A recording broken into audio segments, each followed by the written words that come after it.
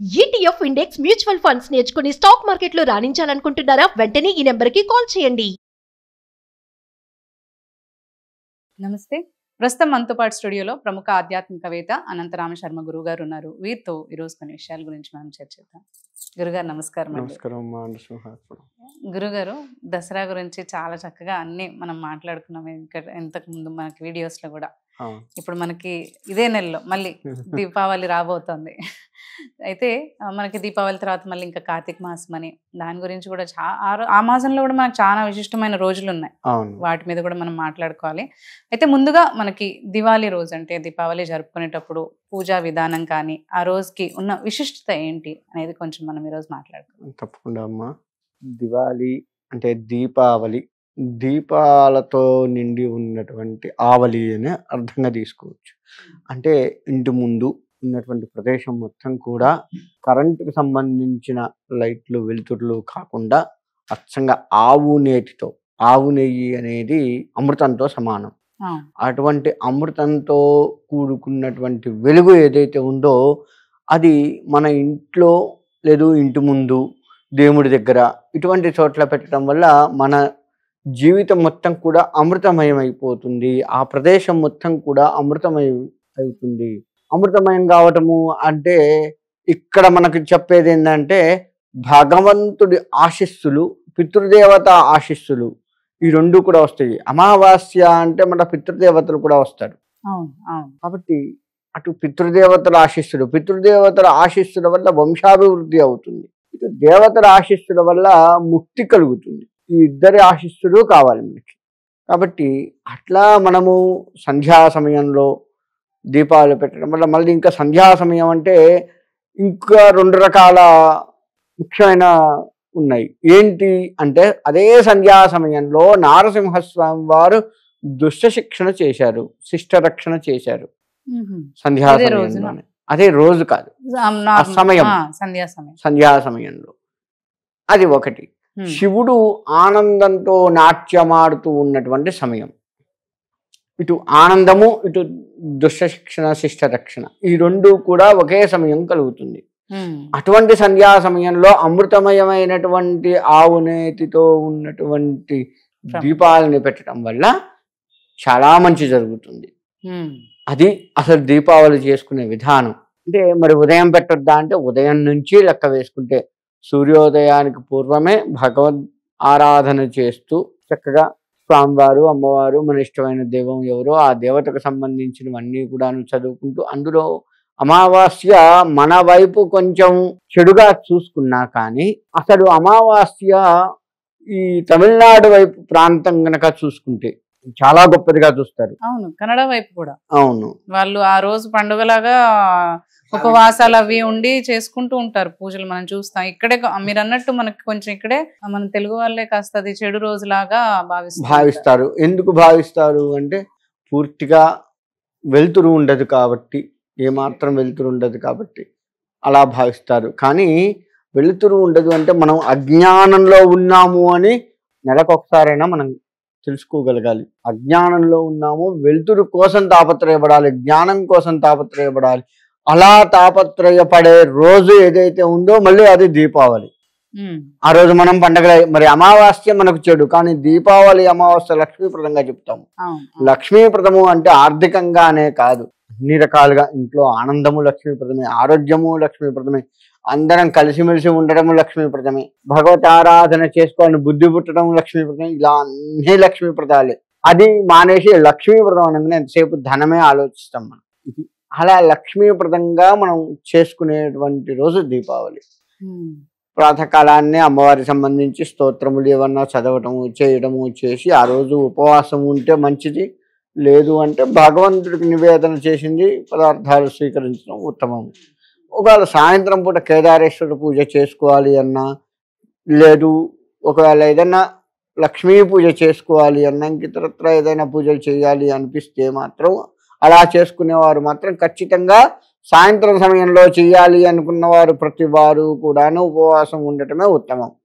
ఉపవాసం ఉండి ఆ పూజ చేసుకున్న తర్వాత భగవతి నివేదన చేసుకొని మనము భోజనం చేయాలి. ఈ విధంగా చేయడం ఉత్తమం. అంటే ఈ రోజు నార్మల్ గా మనకి ప్రతి నెల అమావాస్య వస్తుంది. ఈ నెలకి ఉన్న ప్రత్యేకత ఏంటి? అందులోనూ మనకి ఈ అమావాస్య రోజు సాయంత్రం ప్రత్యేకంగా మనం లక్ష్మీ అమ్మవారిని పూజిస్తూ ఉంటాం. అది ఎందుకు చేస్తాం అంటారు అసలు? కార్తీక మాసానికి ముందు వస్తుంది, ఒకటిగా తీసుకోవచ్చు. ఉమ్, రెండోది, ఈ సంవత్సరానికి ఒకసారి అమ్మవారిని కొలిచే రోజుగా చెప్తాం. ఇంత ఇదిగా మనం అమ్మవారిని కొలుస్తూ చివరికి మనం ఒక చిన్న తప్పు పని కూడా చేస్తున్నాం, అందరం చేస్తున్నాం.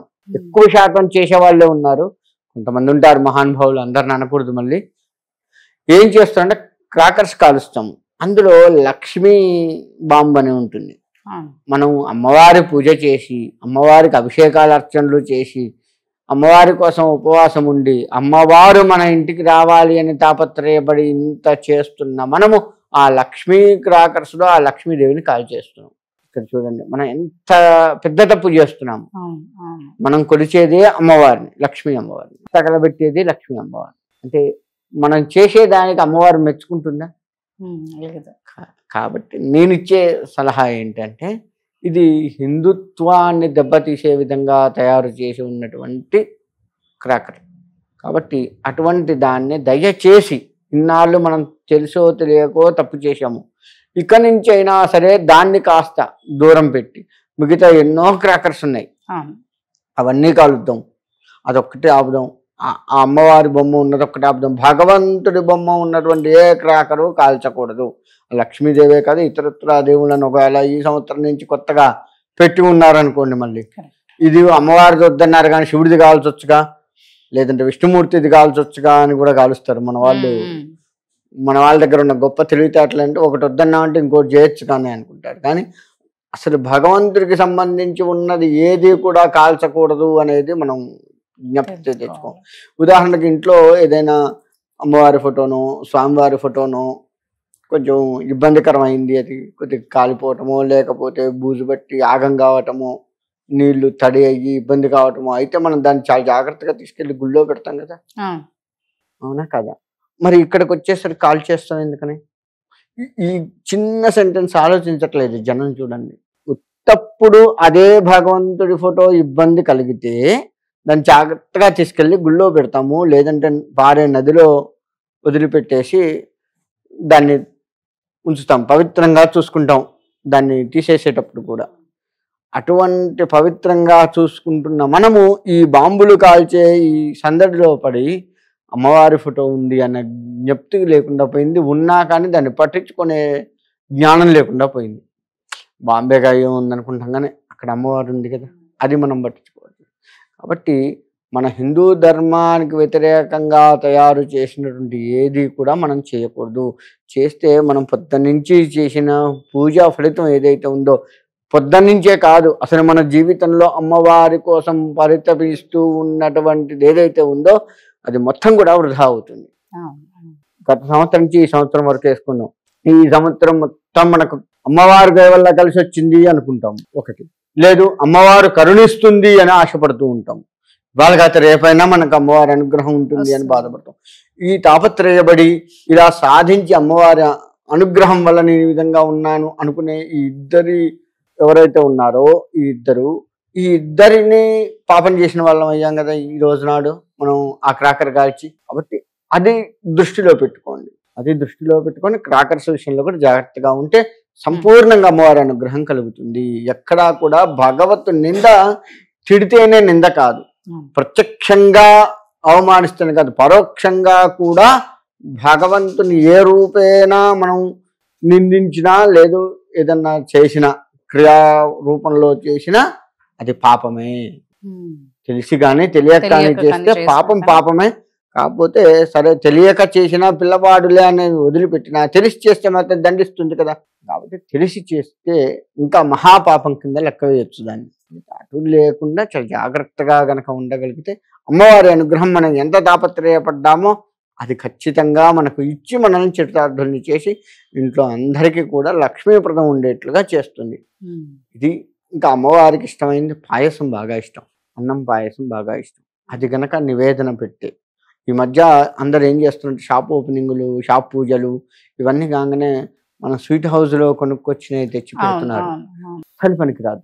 ఎందుకంటే స్వీట్ హౌస్లో వారు ఏ విధంగా ఉండి చేశారు. వారికి ఏ విధమైన ఇబ్బందులు ఉన్నాయో తెలియదు. ఇంట్లో ఇబ్బందులు, ఆడవారి ఇబ్బందులు కావచ్చు, లేదు మనకు ఈ హైదరాబాదు ఈ ప్రాంతంలో చేసే వాళ్ళందరూ కూడాను ఇక్కడే ఎక్కువ పెడతారు. ఇది రాను రాను పల్లెటూర్లకు కూడా పాకింది అనుకోండి. మహానగరాల్లో బాగా పెడుతూ ఉంటారు స్వీట్ షాపుల్లో తెచ్చి. అలా అక్కడ తయారు చేసే వాళ్ళకు సృష్టి ఉండొచ్చు. అటువంటివి అన్నీ కూడాను వాడి వ్యాపారం. ఐటమ్ ఆయన చేశాడు, పెట్టాడు, అమ్మాడు, కానీ అది పాపం కావట్లే. కాబట్టి మన ఇంట్లో శుచి శుభ్రతలతో నియమనిష్టలతో చేసినటువంటి పదార్థం భగవంతుడికి పెడితే అది స్వీకరించి దానికి తగ్గ ఫలితాన్ని మనకిస్తాడు. కాబట్టి మనం కొబ్బరికాయ కొడితే ఎంత పవిత్ర భావంతో కొడతామో చేసేటువంటి పాయసము ఇవి కూడా అదే భక్తి శ్రద్ధలతో భగవంతుడికి చేయాలి. అంతేకాని షాపుల్లో కొనుక్కొచ్చినవి నివేదన పెట్టకూడదు. సరదాగా తింటే తిన్నారేమో కానీ భగవంత్ నివేదనకు పనికిరాదు. ఇంట్లో వండింది మాత్రమే పనికి వస్తుంది. అది గుర్తుపెట్టుకోండి. ఎందుకు అంటే మనం నియమనిష్టలతో వండుతాం, అక్కడ అలా ఉండదు. కాబట్టి వద్దు అని చెప్తాం. ఈ దీపావళి రోజు చక్కగా అందరూ అమ్మవారిని మనస్ఫూర్తిగా నిష్టలతో పూజిస్తే అందరూ కూడా తప్పకుండా మంచి ఫలితం సంతోషంగా జరుగుతుంది. ఉంటారన్నమాట. ధన్యవాదాలండి. హిందూ సింహాత్మ.